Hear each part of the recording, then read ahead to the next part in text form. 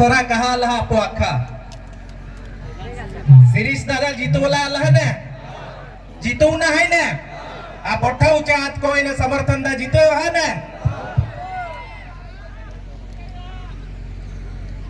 यहाँ पे मैं आपको ये विनती करने के लिए आया हूँ कि जो कांग्रेस पक्ष है उसने अपने देश के लिए क्या किया है और आज सिरीस दादा कांग्रेस पक्ष की ओर उम्मीदवारी की है और उसको जिताने के लिए हम क्यों आए हैं, इसके बारे में थोड़ी सी मैं बात करना चाहूंगा। खेरवा डैम किसने बनाया था सबको पता है? खेरवा डैम किसने बनाया था? किसने बनाया था? किसने बनाया था? नागझरी डैम किसने बनाया था? भरडू डैम किसने बनाया था? और आपके विस्तार में आपके गांव में जो पाठशालाएं हैं, पाठशालाएं किसने बनाई थी? कांग्रेस ने बनाई थी ना? भूल गए क्या सब? कांग्रेस ने बनाई थी ना? लेकिन आज लोग पूछ रहे हैं कि कांग्रेस ने 70 साल में क्या किया, पूछ रहे हैं ना। इन लोगों को जवाब दो कि मैं आज यहाँ से बोल रहा हूँ, मुझे बोलने का अधिकार कांग्रेस ने दिया है। राइट टू इंफॉर्मेशन कांग्रेस ने दिया है। राइट टू इंफॉर्मेशन यानी कि हमें पढ़ने की, ठीक है, पढ़ने के लिए हमें स्कूलें दी है, आपको आरोग्य के लिए दिया है। Right to information, right to education, ये सब क्यों दिया? कि हम गरीब लोग हैं, आदिवासी लोग हैं, तो हम आगे बढ़े, हम भी दूसरी ज्ञातियों के बराबर में आगे बढ़े, इसलिए हमको ये सब अधिकार दिए। आज हम बात करते हैं, मैं गुजरात से आता हूँ, गुजरात की परिस्थितियों की बात करता हूँ। हमारे गुजरात में आदिवासी में चारण, भरवाड़ और रबारी को समावेश कर दिया। आपके यहाँ किसको किया? किया आपके यहाँ? धनगढ़ तो करने चाह रहे थे ना? सही है बात? आप सब आदिवासी एकजुट रहना, और जो अजीत पवार, जो शरद पवार का अजीत पवार ना रहा और जो उद्धव ठाकरे का एकनाथ शिंदे नहीं रहा, वो आपका कभी नहीं रहेगा। ये बात आप सब ध्यान में रखना। मणिपुर की बात कर रहा हूं क्योंकि बहुत सारे दोस्तों ने यहाँ से बात की है, यानी कि जो मुद्दे यहाँ पे नहीं हुए उसकी मैं बात करूंगा। मणिपुर की बात करते हैं, 450 से अधिक आदिवासी लोगों की वहां मृत्यु हो चुकी है। 1500 से ज्यादा लोग वहां पे विस्थापित हो रहे हैं। कल भी वहां पे हमला हुआ है। अगर महाराष्ट्र को भी दूसरा मणिपुर बनने से रोकना है तो हमारा वोट श्री नाइक को देना होगा। दोगे ना? कितने लोग समर्थन दे रहे? देंगे ना? मैं महाराष्ट्र के बगल में ही रहता हूं। जैसे ही मेरा गांव खत्म होता है, बगल में से महाराष्ट्र स्टार्ट हो जाता है। वहां पे लोग बोल रहे हैं कि इस बार भाजपा का उम्मीदवार नहीं, अपक्ष है, घड़ियाल वाला है, ऐसा बोल रहे हैं। लेकिन ये मंच से मैं कहना चाहता हूँ, वो घड़ियाल वाला भी बीजेपी वाला है और ग्लास वाला भी बीजेपी वाला है। जो 56 इंच की साथी रख के खड़ा है कांग्रेस वाला सिरीस दादा, यही हमारा सच्चा उम्मीदवार है। लोगों को डराया जा रहा है। बात कर रहे थे गैस सिलेंडर के भाव कम करने की, भाव कम हुए? दिन प्रतिदिन पेट्रोल के भाव बढ़ रहे हैं, गैस सिलेंडर के भाव बढ़ रहे हैं। 15 लाख रुपए देने की बात कर रहे थे।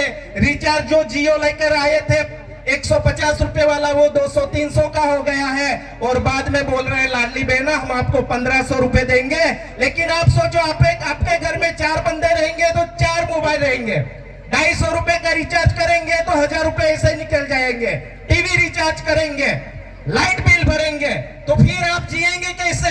हमें युवाओं को रोजगार चाहिए, हमारे युवाओं को नौकरी चाहिए ना नौकरी। कितने लोग ऐसा सोचते हैं कि मेरे परिवार में बच्चा पढ़ रहा है तो मेरे बच्चे को नौकरी चाहिए? कितने लोग ऐसा सोचते हैं? कई सारे लोगों को ऐसा लग रहा है कि अभी हम पीछे ही रह जाएं। ऐसा सोच रहे हैं क्या? जुनून होना चाहिए, मेरा बच्चा पढ़ रहा है, मेरा बच्चा भी डॉक्टर बनेगा, मेरा बच्चा भी आगे बढ़ेगा। क्योंकि अमेरिका में 10 लाख लोग पढ़ते हैं तो 10 लाख में से 5 लोग वैज्ञानिक बनते हैं। और हमारे यहाँ, हमारे गांव में 50 लोग भी पढ़ेंगे तो एक भी बच्चे को नौकरी नहीं मिलती। ये भाजपा सरकार है। हमें अगर नौकरी चाहिए, हमें अगर अच्छा प्रशासन चाहिए, अगर हमें आदिवासी को बचाना है तो सिरीस भाई नाइक को, सब सो रहे हैं ऐसा लग रहा है। अगर हमें नौकरी चाहिए, आदिवासी को बचाना है, हमें संरक्षण बचाना है, हमें मिले हक अधिकार की रक्षा करना है, तो हमें किसको जिताना पड़ेगा? किसको जिताना पड़ेगा? किसको जिताना पड़ेगा? आज लास्ट दिन है ना? कितने लोग ऐसा सोच रहे हैं आज लास्ट दिन है? आज लास्ट दिन नहीं है। आज के बाद जो दिन चालू होने वाले हैं वो घर घर जाकर लोगों को समझाना है, और जो बंदा बोलेगा हम सिरीस नाइक को वोट नहीं देंगे उसके भी समझाओ कि इस बार अगर हम सिरीस नाइक को नहीं जिताएंगे तो आने वाली पीढ़ी पूछेगी कि जब ये महाराष्ट्र बिक रहा था तब आप क्या कर रहे थे। जिस तरह से हम हमारे जो वडील है उसको पूछ रहे हैं कि गुजरात में 30 साल से भाजपा की सरकार है, जब भाजपा की सरकार आने वाली थी तो आप क्या कर रहे थे। इस तरह से मैं ये मन से आपसे भी पूछना चाहूंगा कि आने वाली पीढ़ी आपको भी पूछेगी कि जब महाराष्ट्र में बीजेपी का शासन और उसमें भी टुकड़े टुकड़े गैंग महाराष्ट्र को बदनाम कर रही थी, और इस बार हमारा जो कीमती मतदान है वो देकर वही गैंग को हम घर पर वापस लाना चाहते हैं। और उसी बीच अगर एक कार्यकर्ता ऐसा हिम्मत से घर पे जाके लोगों को नहीं समझा पाएगा तो नीचे आने वाला समय हमको भी पूछेगा।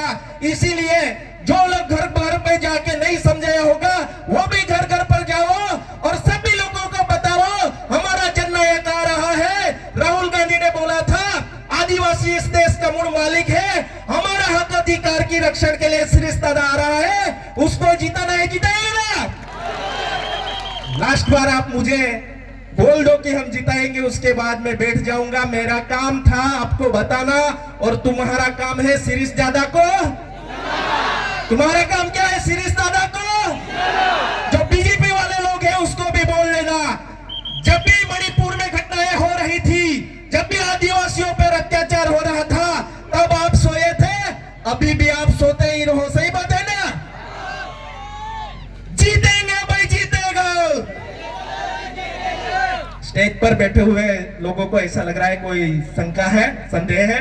जीतेगा भाई, जीतेगा, जीतेगा भाई, जीतेगा, जीतेगा भाई, जीतेगा।